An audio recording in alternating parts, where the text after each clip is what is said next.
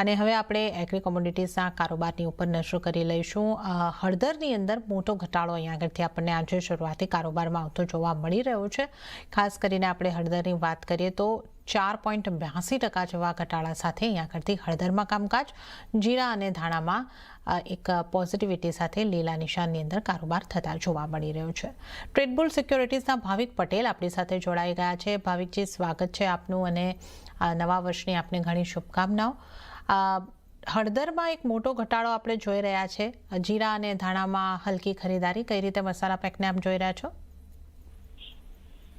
સૌ પ્રથમ આપને પણ નવા વર્ષની શુભકામનાएं. અને હળદરમાં આપણે જોઈએ તો હળદરમાં જે સપ્લાય ટાઈટ હતું એના લીધે આપણે જોઈ રહ્યા હતા કે 12,000 થી 15,500 સુધીની એક વન વે રેલી જોવા મળી હતી.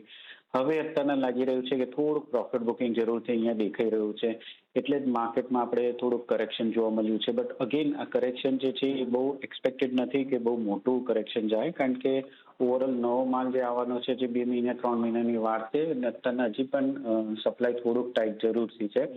એટલે નોર્મલ આપણે પ્રોફિટ બુકિંગ જ કહેવાય. અહીંયાથી એક્સપેક્ટેડ છે કે 14,200 સુધીનું લેવલ નીચે આપણને જોવા મળી શકે છે, કે જ્યાંથી ફરીથી લોંગ પોઝિશન લઈ શકાય છે. તો 14,200ની આસપાસ આવે છે તો તે 800ના સ્ટોપ લોસથી બાય કરી શકાય છે. અગેન ટાર્ગેટ 15,200 સુધીનું આપણને જોવા મળી શકે છે. ઓકે, તો હળદરમાં ઘટાડે ખરીદી કરીને ચાલો 14,200ની આસપાસના લેવલ્સ મળે છે તો ખરીદારી કરો. 13,800નો સ્ટોપ લોસ અને ફરીથી ટાર્ગેટ 15,200ના જોવા મળી શકે છે. તો મસાલા પેકમાંથી હળદર પર ખરીદારી કરીને ચાલવાની સલાહ છે. ગુવાર પેકમાં પણ 1% આસપાસ ગુવાર કમ ગુવાર સીડ બંનેમાં ખરીદારી દેખાઈ રહી છે. ગુવાર પેક પર આપની કઈ રીતની સલાહ બનશે ભાવિકજી?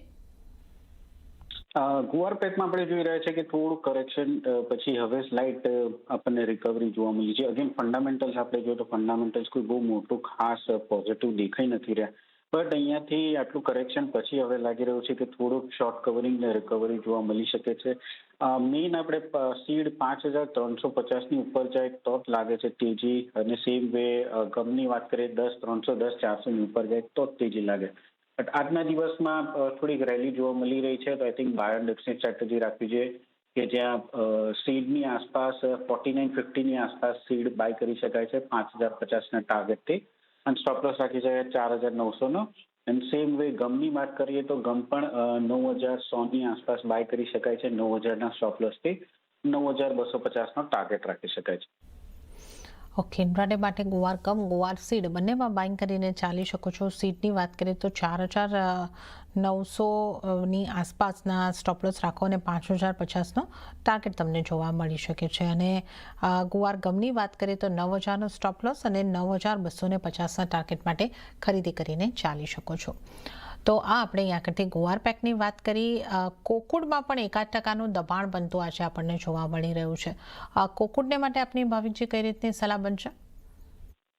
કોકુડમાં હવે યુઝ્યુઅલી લાગી રહ્યું છે કે એપ્રિલ પછી જ તેજી જોવા મળી શકે છે.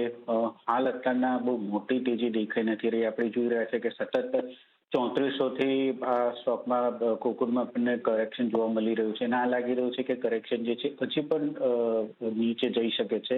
તો આમાં હાલ પૂરતી મને કોઈ તેજી નથી લાગતી. કોઈ પણ ઉછાળો આવે છે તો ત્યાંથી વેચવાની જ રિકમેન્ડેશન રહેશે. હાલ અત્યારના ડિસેમ્બર કોન્ટ્રાક્ટ 2900ની આસપાસ આવે છે તો શોર્ટ કરી શકાય છે 2800ના ટાર્ગેટથી, અને 29-30નો સ્ટોપ લોસ રાખી શકાય છે. ઓકે, તો કોકુડને માટે અત્યારે કોઈ તેજીના અણસાર નથી, વેચીને ચાલવાની સલાહ. 2,800નો ટાર્ગેટ, 2,930નો સ્ટોપ લોસ તમે ધ્યાને રાખો. કપાસિયા ખોળ એટલે કોકુડમાં વેચીને ચાલવાની સલાહ. અને કેસ્ટરમાં પણ 0.41% દબાણ છે. કેસ્ટરમાં શું કરવું જોઈએ ભાવિકજી?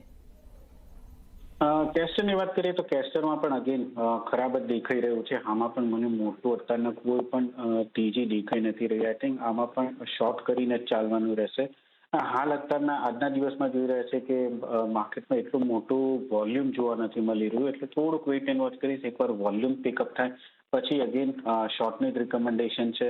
હાલ અત્યારના 67.20ની આસપાસ ચાલી રહ્યું છે.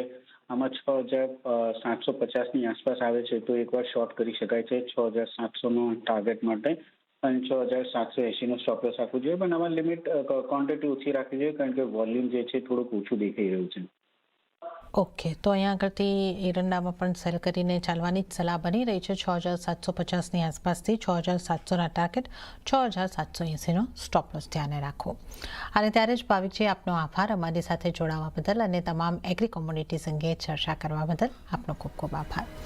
અને આ સાથે જ હાલ કોમોડિટી લાઈવમાં પણ હાલ પૂરતું આટલું જ. હાલ મને આપશો રજા, પરંતુ આપ CNBC બજાર સાથે જોડાયેલા રહો. આગળ મારા સહયોગી પ્રીતિ દલાલ આપને માટે લઈને આવશે બજાર હેલ્પલાઇન. નમસ્કાર.